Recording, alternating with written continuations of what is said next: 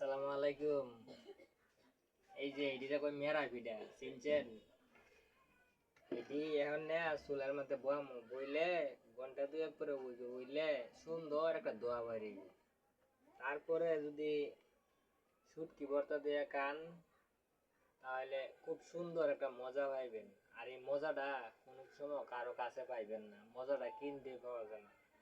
নিজে যদি টাকা পুরায় বানাইতে পারেন তাহলে খাইতে পারবেন, না হইলে ভাই খাইতে পারবেন না।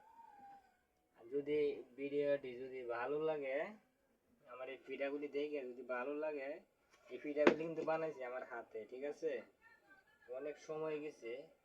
পিঠাগুলো কিন্তু একটা এক সাইজের। এই যে দেখতেছেন এটাই এক সাইজের আর এটাই এক সাইজের, ঠিক আছে? তাহলে আপনি যেটা যেমন চায় সেটাতে খাইতে পারবেন, কোনো অসুবিধা নেই। খাইলে অনেক মজা লাগবে। ভিডিওটি ভালো লাগলে একটা সুন্দর করে একটা কমেন্ট একটা শেয়ার রাইখা যাবেন।